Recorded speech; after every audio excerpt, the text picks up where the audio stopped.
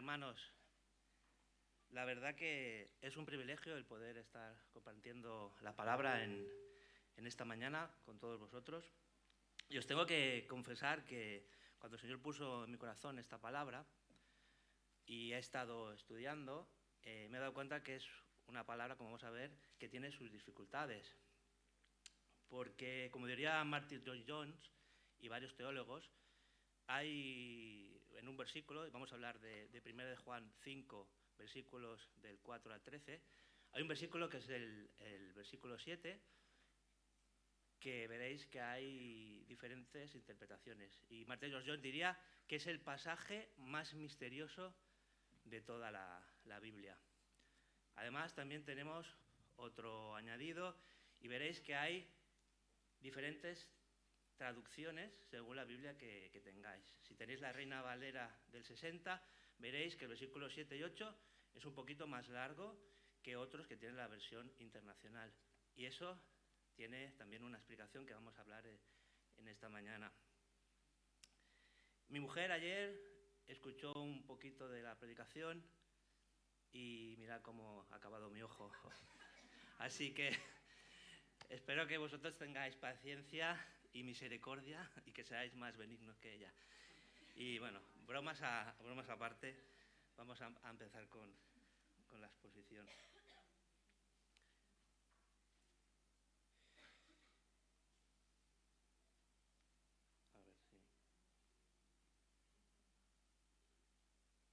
A ver si... Ahí está. El gato con botas.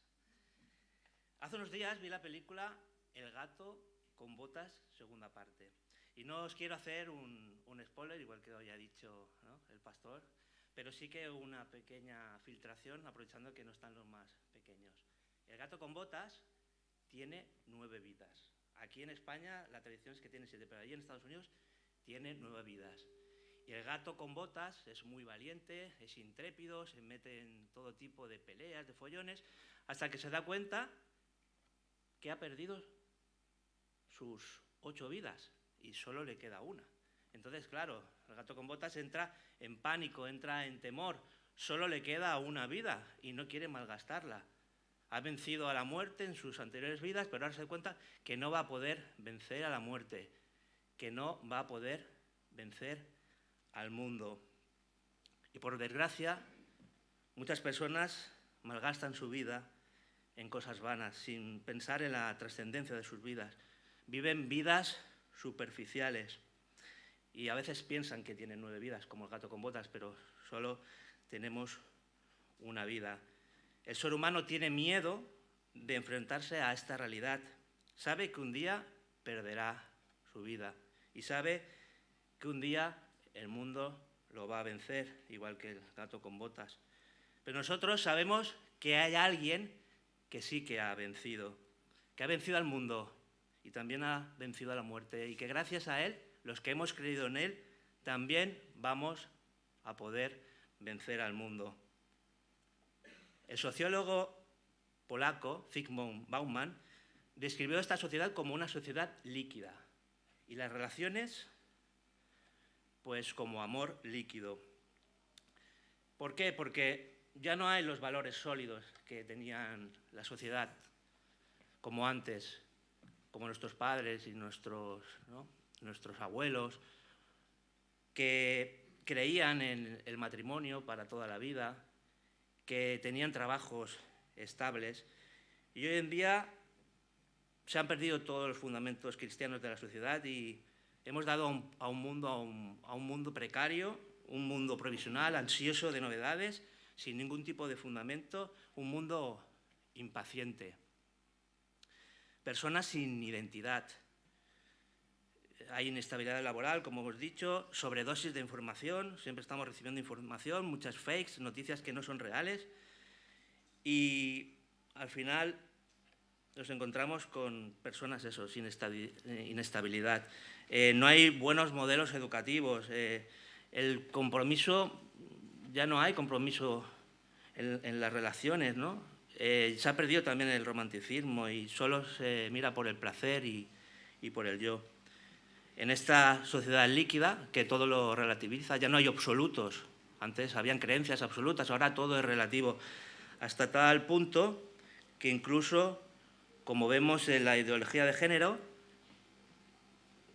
yo puedo ir incluso en contra de lo que dice la ciencia y lo que dice mi genética y lo que dicen, ¿no?, los cromosomas. Si mi genética dice que yo soy un hombre, pero yo me autopercibo como mujer, o viceversa, al final eso es lo que impera. Y delante de un juez, pues será lo que yo autodetermino que soy, aunque mi genética y mi naturaleza diga lo contrario. Y entramos en un terreno, pues la verdad que yo creo que es bastante complicado. En el tema de la creencia, de la religión, ¿cuántas veces hemos preguntado a alguien, ¿tú crees en Dios? Y te ha contestado, sí, sí, yo creo en Dios a mi manera.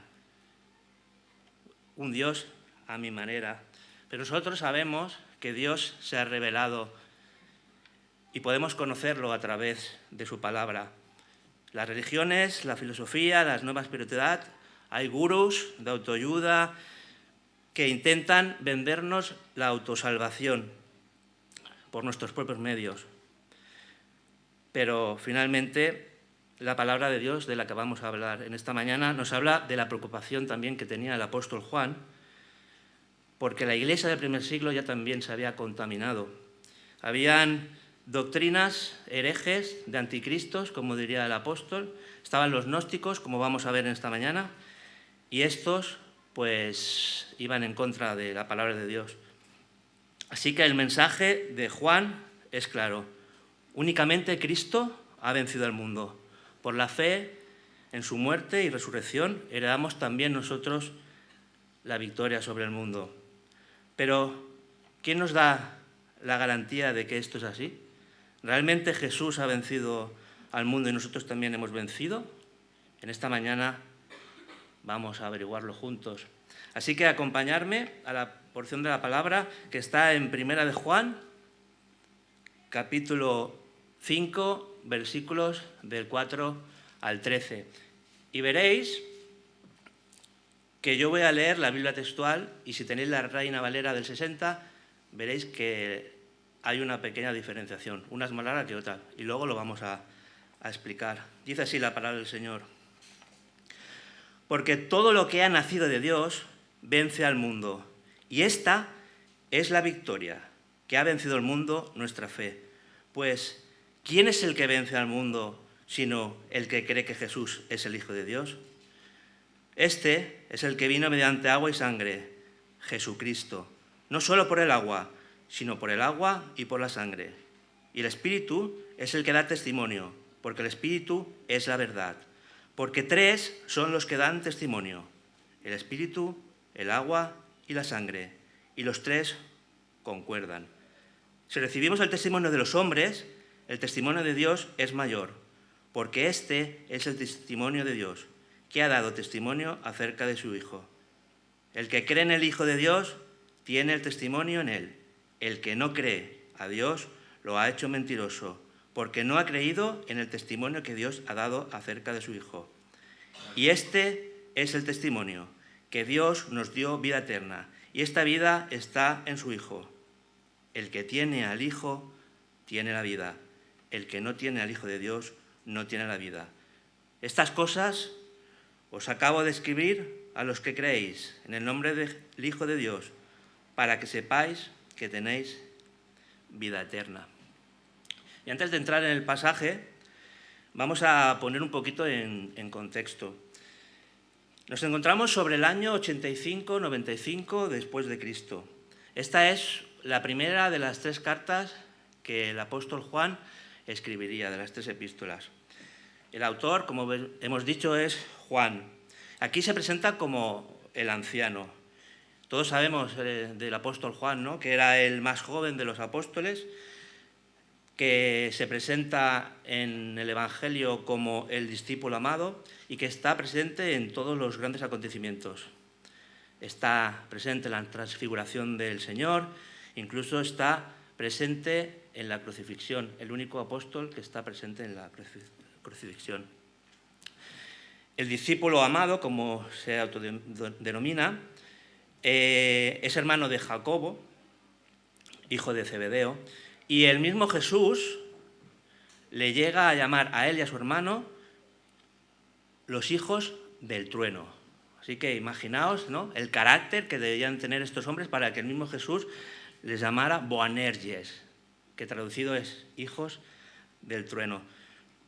Su personalidad, antes de ser transformado por el Señor, era un hombre vengativo. Eso lo podemos ver en Lucas 9:54, cuando vienen los discípulos después de visitar Samaria y ven que los samaritanos no han querido escuchar al maestro. Y entonces Juan y su hermano le dicen al maestro: Señor, ¿por qué no hacemos que descienda fuego del cielo y los consuma?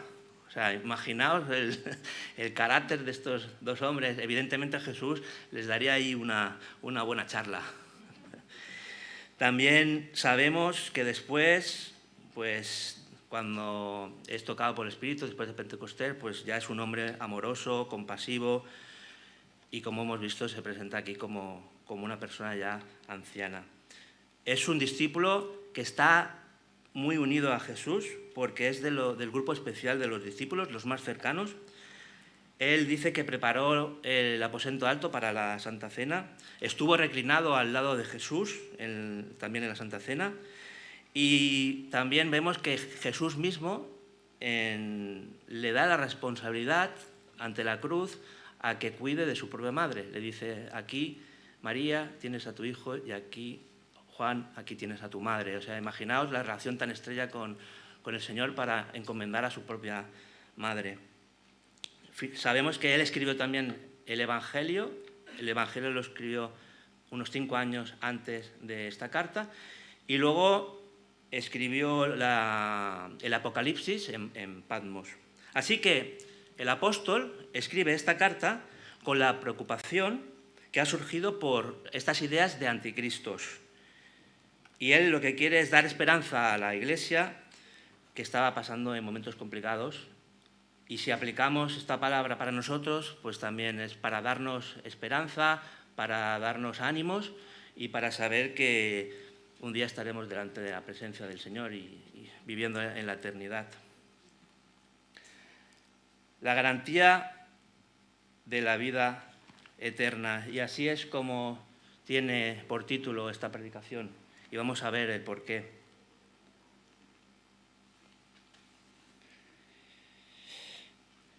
Solo la fe en Jesús nos da la victoria ante el mundo. La palabra dice, en Juan 5:4, dice: porque todo lo que ha nacido de Dios vence al mundo. Y esta es la victoria que ha vencido el mundo, nuestra fe. Pues, ¿quién es el que vence al mundo sino el que cree que Jesús es el Hijo de Dios? La palabra de Dios nos indica que todo lo que nace de Dios vence al mundo. Y mediante la fe sabemos que hemos creído en Jesús y en el Evangelio y experimentamos ese nuevo nacimiento. Y por tanto nosotros, como creyentes, también podemos vencer al mundo. Pero ¿qué es el mundo? Cuando habla la palabra, ¿qué es el mundo? Pues el mundo es el sistema mundial en términos de posesiones y pasiones, que ha alcanzado su filosofía propia. Un mundo egoísta, hostil, un mundo donde han habido pues siempre dictadores, guerras, batallas, un mundo terrible en el cual pues siempre ha habido también muerte y destrucción. Un mundo totalmente ajeno a Dios, que excluye el amar a Dios, que no quiere saber nada de Él. Pero la situación aún es más compleja. La Biblia nos dice que en este mundo está gobernada por Satanás y que existen jerarquías espirituales malignas que operan en este mundo. Y esto quizás parece, ¿no?, de película de terror o de película de ciencia ficción, pero la palabra es muy clara y lo podemos ver en Efesios 6:2. Dice: porque no tenemos lucha contra sangre y carne, sino contra los principados, contra las potestades, contra los gobernadores del mundo de las tinieblas, contra las huestes espirituales de maldad en las regiones celestes. Así que hay una fuerte influencia de estos seres, estas huestes espirituales que están influenciando al mundo, a los políticos, a las grandes personas que tienen poder. Aunque parezca, ya les digo, como película, es una realidad. El mundo, al final, está gobernado por este mundo. Pero sabemos que el Señor es el Rey de Reyes y Señor de Señores. Y todo lo que pasa, lo pasa porque Él lo lo consiente. Así que los humanos vivimos ciegos y ajenos a esta realidad. Una realidad que nos hace vivir esclavizados, pensando en cosas banales, distraídos en este engaño mortal que tenemos. Estamos más pensando en nuestros móviles, en la ropa que vamos a comprar, en las rebajas, en mi equipo de fútbol, en seguir a mi influencer preferido, y vivimos inmensos en este día a día.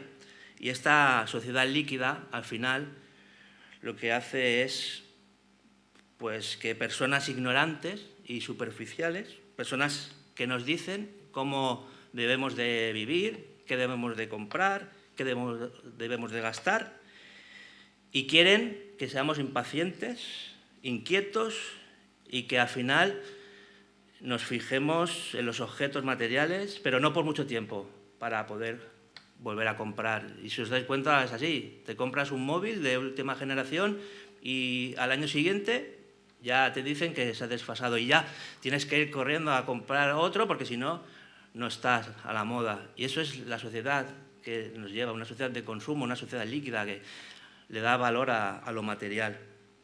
Así que realmente estamos derrotados, no podemos vencer a este mundo.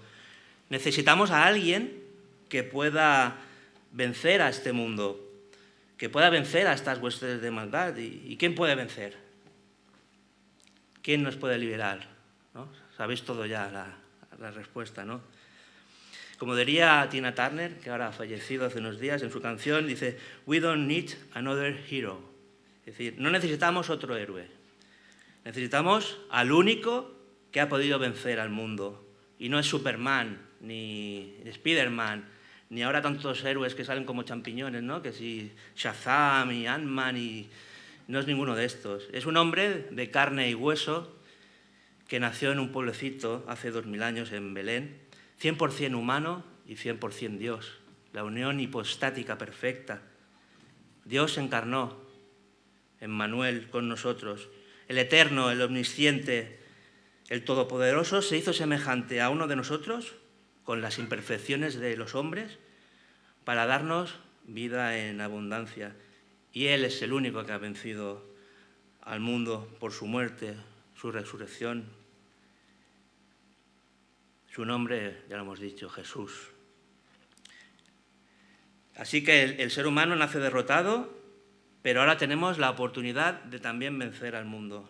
Los que depositamos la fe en Jesús, en su obra, sabemos que también somos vencedores. Nacemos de nuevo, como dice la palabra. Y somos añadidos a la familia de Dios.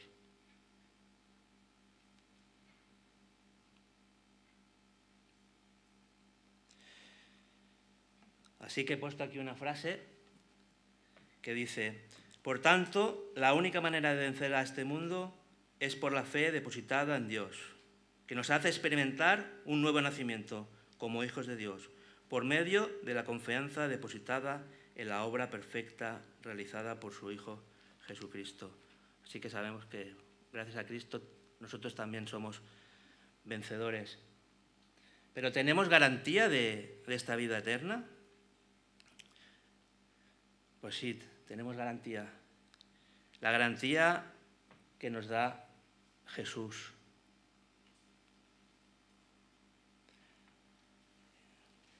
Jesús nos da la victoria y, como dice en el pasaje, dice así el versículo 6, este es el que vino mediante agua y sangre, Jesucristo, no solo por el agua, sino por el agua y por la sangre. Así que, ¿cómo vino Jesús? Dice el pasaje, dice por agua y por sangre. Y esto es fácilmente comprensible, ¿no? Sabemos lo que es el agua y sabemos lo que es la sangre, pero ¿qué significa el agua y sangre referidas a Jesús? Y aquí es donde encontramos la primera dificultad. Hay 3 interpretaciones diferentes sobre este versículo. La primera sería que el agua y la sangre son lo que sale del cuerpo de Jesús cuando es atravesado por la lanza del soldado romano. Sabemos que sale agua y sangre. Y teólogos como San Agustín decían que el agua representaba la purificación y que la sangre significaba la redención. Pero cuando profundizamos en el pasaje, encontramos que esta no sería la interpretación más correcta. Segunda interpretación, dice que el bautismo y la cena del Señor serían este agua y esta sangre. Esto lo defienden pues grandes teólogos como Calvino y Lutero. Y el problema también está añadido aquí de que no puede ser esta interpretación correcta porque no se especifica en ningún pasaje del Nuevo Testamento que la sangre sea la cena del Señor. Se habla del pan y del vino, pero en ningún momento dice que la sangre sea la Santa Cena. Así que la Eucaristía no es el motivo por el que vino Jesucristo. Y la tercera y última interpretación, que es donde realmente yo creo que es la correcta, y muchos teólogos actuales también, es que este agua es el bautismo de Cristo y la sangre sería la muerte. Y esto tiene más consonancia con todo el pasaje, porque hemos visto que Juan lo que quería era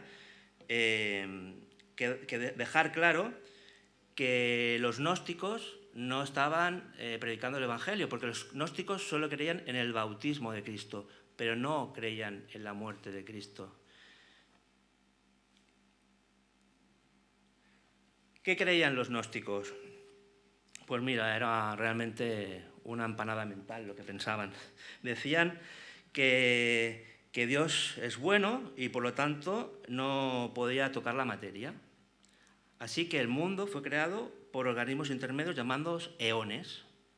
Entonces, esto eran emanaciones de la forma de Dios y entraban en la materia, pero Dios no podía entrar en la materia.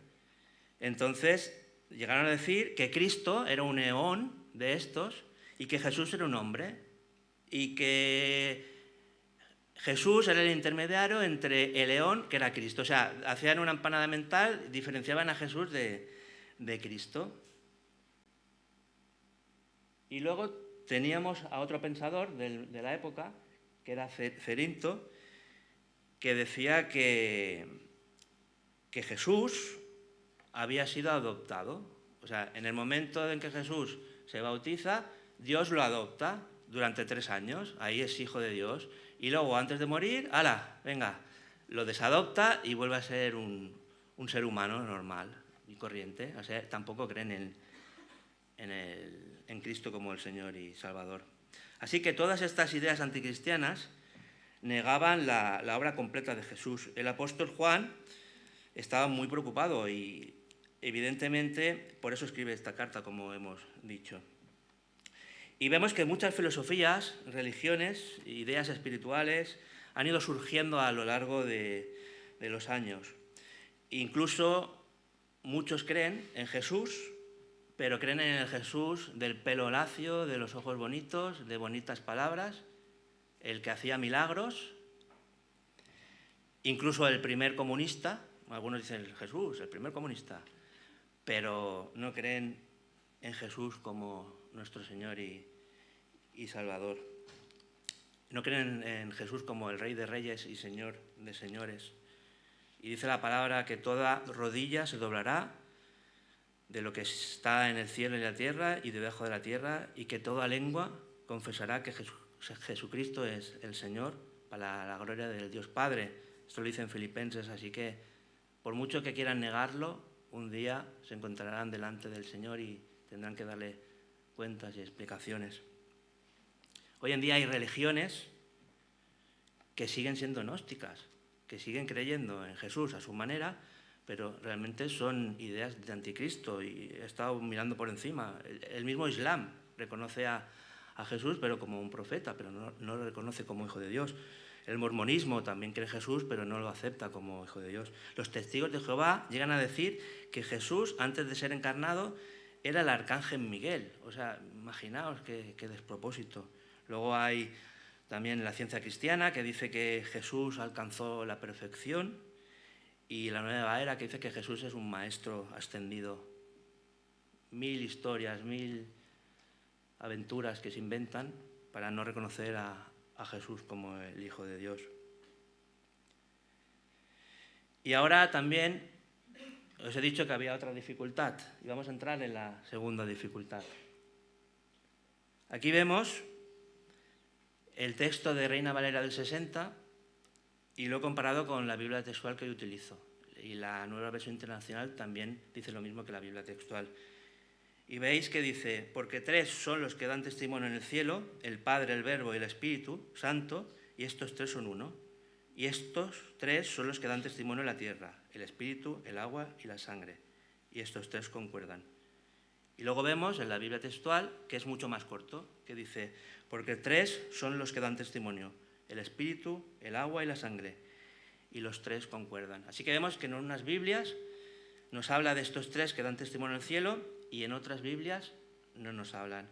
¿Y cuál es la razón de esto? Pues mira, es según los manuscritos. Hay 2 familias básicas de manuscritos. Hay los manuscritos que se llaman textus receptus, un poco raro, ¿no? Viene del latín. Y estos son los textos que recopiló Erasmo de Rotterdam en el año 1500. Y él se basó en la Biblia Vulgata, la Biblia en latín. Posteriormente, hay otra familia de escritos que se han basado en los textos griegos. Y esto sería otra familia. Pero esto nos tiene que inquietar a nosotros como cristianos, que hayan 2 textos diferentes. La verdad es que, aunque sean diferentes, estos textos están dentro del contexto de lo que dice la palabra del Señor. En el primer texto realza más la Trinidad y en el segundo texto no habla tanto de la Trinidad. Pero tenemos que pensar una cosa. Y aquí os voy a poner también un...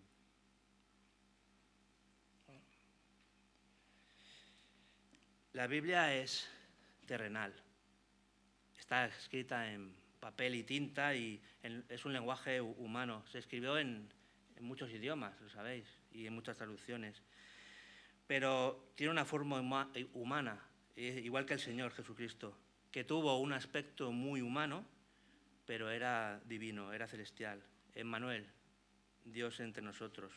Su palabra es la presencia de Dios entre nosotros, aunque con un aspecto muy humano. Y fijaros que los discípulos, cuando estaban con Jesús, lo verían a él cansado.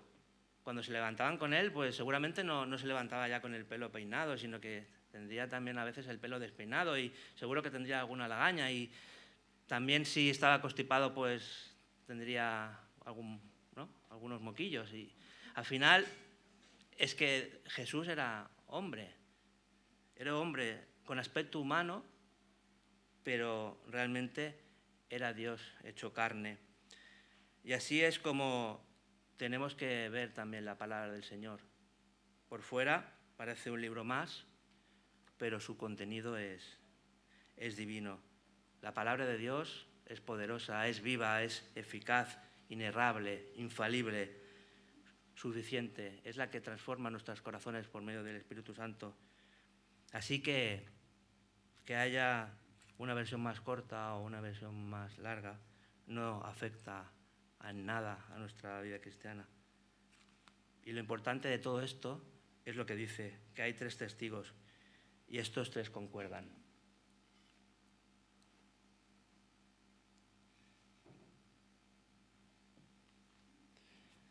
El Espíritu es el que da testimonio porque el Espíritu es la verdad. En el Antiguo Testamento, para probar un hecho, tiene que haber siempre un testigo. Vemos en Deuteronomio 17 que no se podía testificar contra alguien en un juicio si no había más de 2 testigos. Y es que hoy en día, pues, tenemos grabaciones de vídeo, tenemos audios, tenemos documentos digitales, pruebas de ADN, pero en aquella época no había y era importante el que hubieran 3 testigos. Así que el apóstol Juan nos dice que uno de los testigos es el agua por el bautismo de Jesús, otro testigo es la sangre y el último testigo es el Espíritu Santo. Y el Espíritu Santo estuvo en toda la vida de Jesús en la tierra. Estuvo antes de la concepción, cuando, ¿no?, se presenta ante María y le va a decir que va a tener un hijo en su vientre. Está presente en el momento del bautismo, cuando el Señor dice, Dios mismo dice, este es mi Hijo amado en el que tengo complacencia, y el Espíritu Santo baja como forma de paloma. Y el Espíritu Santo sigue dando testimonio hoy en día, pues como vemos aquí, en la Iglesia, entre nosotros, el Señor, el Espíritu Santo, sigue dando testimonio de que Jesús es el Hijo de Dios. Y sigue trabajando para ir tocando corazones y tocando mentes para que más personas puedan conocer al Señor. Así que vemos que tenemos garantía por el agua, por la sangre, pero el Espíritu Santo es el que pone el remate final a esta garantía. Imaginaos, ¿no?, os compráis un aparato costoso, un móvil o otro aparato, y tú lo compras y sabes que la marca ya te da una garantía, porque es una marca y tú crees en esa garantía. El producto en sí también, sea lo que sea, ya tiene su propio producto, su propio modelo, tiene una garantía, pero al final, si no está el sello, pues la garantía no nos vale. Y el Espíritu Santo es el sello que da la garantía perpetua a la obra de Cristo, en su vida, en su bautismo, en su muerte, en su resurrección. El Espíritu es el sello perpetuo del Evangelio, que perdura hasta hoy día, ¿no? Dios nos da evidencia de que Jesús es su Hijo, y de varias formas. Dios nos da evidencia de que Jesús es su Hijo porque el testimonio de Dios supera al de los hombres. Así que cualquier testimonio humano es superado por el testimonio de Dios. Dios nos da testimonio de que Jesús es su Hijo amado en su bautismo y en su vida. La palabra de Dios es superior a cualquier palabra de hombres, y en ocasiones debemos de fiarnos de las palabras de los hombres. Aquí tenemos varios abogados y también algún juez, que no quiero mirar, pero también hay por aquí algún juez. Y ellos pues escuchan los testimonios humanos, escuchan lo que los testigos van a hablar y lo toman en importancia. Va a declarar todo tipo de personas, hombres, mujeres, incluso niños. Y lo que dicen ahí ellos, pues queda en acta y se tiene como algo importante. Pues cómo no, nosotros vamos a hacer caso a lo que el Señor nos dice en su palabra. El mismo Dios nos está dando testimonio de que Jesús es su Hijo. Así que por muchas religiones, filosofías o ideas gnósticas, solo hay un camino. El camino es Cristo y su testimonio es perfecto. La confianza en Dios es la única respuesta de victoria ante el mundo. La palabra nos dice claramente en el versículo 5:10, el que cree en el Hijo de Dios tiene el testimonio en él. El que no cree a Dios lo ha hecho mentiroso, porque no ha creído en el testimonio que Dios ha dado acerca de su Hijo. El cristiano ha aceptado el testimonio de Dios, ha entendido que Jesús es nuestro Redentor, Señor y Salvador. Y fijaros que aquí la palabra dice que los que no creen en Dios, porque muchos dicen que creen en Dios, pero el Señor lo que está diciendo aquí es los que creen a Dios, los que no creen a Dios, es decir, a lo que está diciendo en su palabra. Si tú no crees en lo que Dios está diciendo en su palabra, estás haciendo al final a Dios mentiroso. ¿Y por qué tengo que creer? Preguntarás. ¿Y por qué no creo? Mira, el ser humano es tan anticristo en su manera de pensar, que aunque apareciera el mismo Dios abriendo los cielos y nos hablara, el ser humano diría, no, eso es un ovni, eso es un ovni, eso es un marciano, eso es un espíritu, eso es un Pokémon, eso es lo que sea, con tal de creer que realmente es una manifestación de Dios. Así que escucha el Evangelio, porque el Evangelio te da vida. El hombre, como hemos dicho, está ciego y no quiere creer. Y así que, si el que no quiere creer, no creerá. A no ser que el Espíritu Santo del Señor pues lo ilumine, lo toque, tenga misericordia de él y le pueda ofrecer la vida eterna. Al final la obra es del Señor. La fe en Jesús, como Hijo de Dios, es la única verdad para la vida eterna. Hemos visto que el testimonio del agua y la sangre y el Espíritu nos afirman que Jesús es el Hijo de Dios. Pero ¿dónde tengo yo puesta mi confianza? Sabemos que solo en Cristo tenemos la vida eterna. Hay personas que aparentan saberlo todo. Hay religiones, abundan los gurús, los sabios, los maestros, disciplinas como el Reiki, constelaciones, tarotistas, videntes, religiones de todo tipo. No salva ninguna religión. Ni la religión evangélica, tampoco, ni la protestante. Solo salva a Cristo, porque solo Cristo ha vencido al mundo. Así que tú puedes tener, como pongo aquí en esta palabra, tú puedes tener, tu fe puede ser muy grande o muy pequeña, pero si no están depositadas en aquel que tiene la vida, no sirve de nada. Y os voy a dar una ilustración.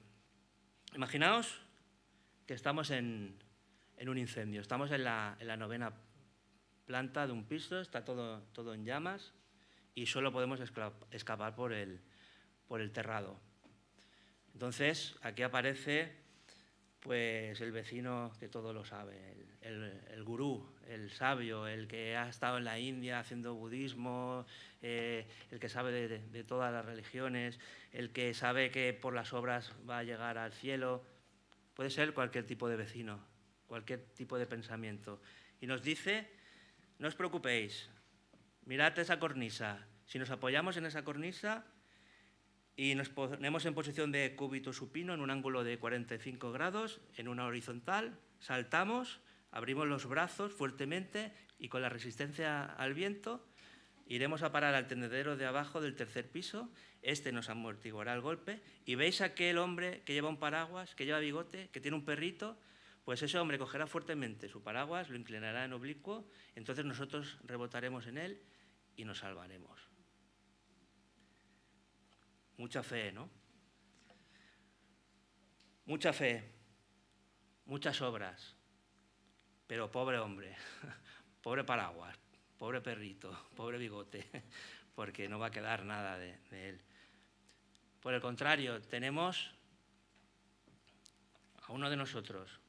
Estamos ahí rodeados de humo, no vemos nada y oímos una voz que nos dice, salta, soy el bombero, tú no te preocupes, tú salta, que tenemos todo preparado. Tenemos la lona, tenemos todos los mecanismos para que tú al caer no te hagas daño y salves tu vida. Y tú, que eres incrédulo, que tienes poca fe, empiezas a preguntar, sí, bombero, pero ¿cuándo te graduaste? ¿Has estado en más incendios como este? Y me has dicho que hay una lona. ¿Y la lona de cuántos centímetros es? Porque claro, depende de los centímetros que tenga, igual el impacto pues no me va a salvar. ¿Y qué nota sacaste en el examen? Así somos. Muchas veces somos incrédulos. Pero fijaos, al final ponemos fe y damos un pequeño saltito. Qué bueno cuando estás vivo, cuando te has dado cuenta que has vencido a la muerte. Tienes muy poca fe, pero la has depositado en el sitio correcto. No has tenido que utilizar tu experiencia, ni tus obras, ni tu filosofía, solo has tenido que dar un pequeño paso. Así que solo la fe depositada en Jesús nos da la vida. No tenemos que hacer nada más.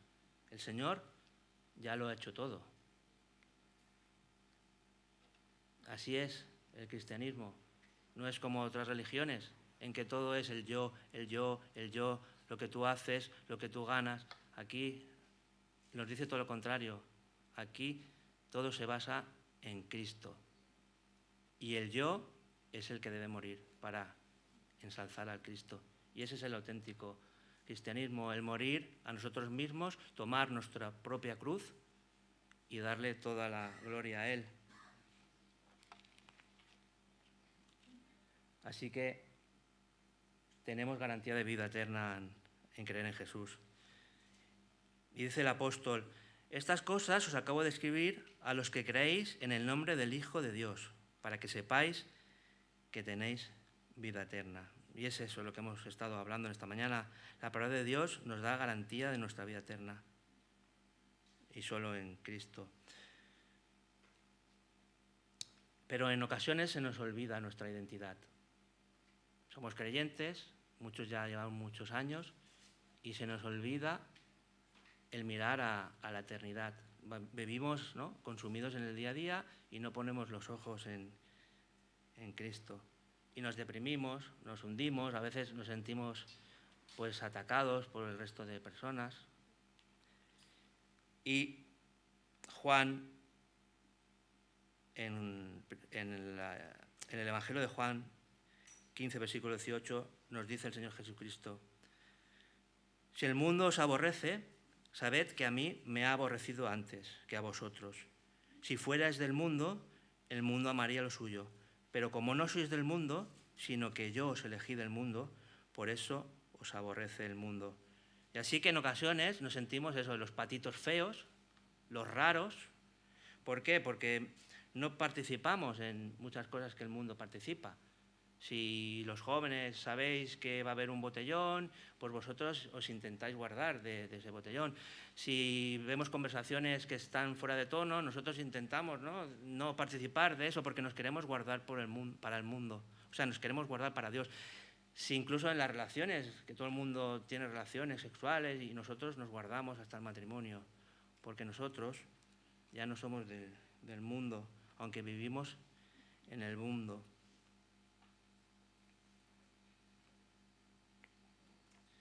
Christian Andersen, el escritor del Patito Feo, diría una frase que dice así: poco importa haber nacido en un corral de patos cuando se sale de un huevo de cisne.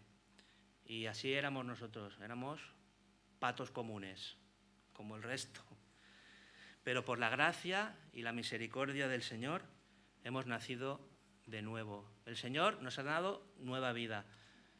Como le dijo Jesús a Nicodemo: es necesario que nazcas de nuevo para ver el reino de los cielos. Y es así. Nosotros, al creer en Jesús, por la obra y misericordia del Señor, por el Espíritu Santo, tenemos nueva vida. Y hemos pasado a formar parte de la familia de Dios. Pero aún vivimos entre patos. Y somos como patos, pero el mundo nos ve muchas veces como esos patitos feos. El mundo te presiona, te ataca, y hay que tener en cuenta que al final el Señor murió por nosotros y que no podemos vivir con la cabeza agacha ni tímidamente. Tenemos que pensar en lo que ha hecho Dios por nosotros. Y aquí he puesto también una frase que recoge este pensamiento. Dice: a Jesús lo escupieron, lo azotaron, lo clavaron en un madero, pero venció a la muerte, venció al mundo y al diablo, para que tú y yo pudiéramos vivir con la cara bien alta, orgullosos de ser hijos de Dios. Así que, hermano, levanta tu rostro, no mires al suelo y demuestra con orgullo que eres un vencedor en Cristo. Y eso es lo que creo, ¿no?, que deberíamos de tener en cuenta, de que ya somos vencedores en Cristo. Cuando estés triste, cuando estés agotado, y aquí he puesto otra frase, bueno, esta ya la he dicho. Así que cuando estés triste, cuando estés agotado, cuando te sientas hundido, acuérdate de que has vencido al mundo por Cristo. Esta tarde se va a jugar los últimos partidos de la Liga, a las 9 de la tarde. Y sabemos que hay un equipo que ya ha vencido, ya ha ganado la Liga, ya es campeón,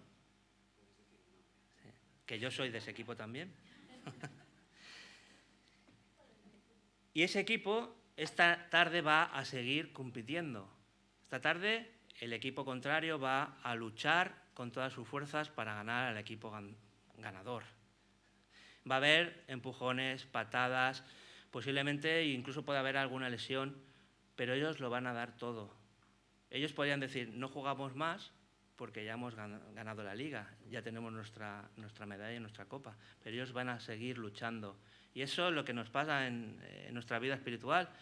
Nosotros ya hemos vencido al mundo, ya tenemos nuestra corona, pero aquí debemos de seguir luchando. Podemos tener, pues, a veces goleadas o nos pueden hacer daño, nos pueden lesionar, podemos tener golpes, podemos pasarlo mal como normalmente lo pasamos. Pero por muy duro que sea el partido, ya tenemos la medalla, ya tenemos la corona. Y eso en ocasiones se nos olvida. Así que, hermanos, recordemos esto. Ya hemos vencido al mundo, ya tenemos la medalla, ya tenemos el galardón. Vamos a estar un día en la presencia del Señor y lo veremos cara a cara. Como conclusión, hemos visto diferentes puntos. En el primer punto hemos visto que solo en Cristo tenemos vida eterna, porque solo Cristo ha vencido al mundo. Y de ello da testimonio su bautismo, su vida, su muerte, el derramamiento de sangre y su resurrección. Y esta es la garantía que nos da el Espíritu Santo. Que debemos creer en el testimonio de Dios, y si no creemos, hacemos a Dios mentiroso. O sea, que poca broma. Cuando no creemos en Dios, estamos haciendo a Dios mentiroso.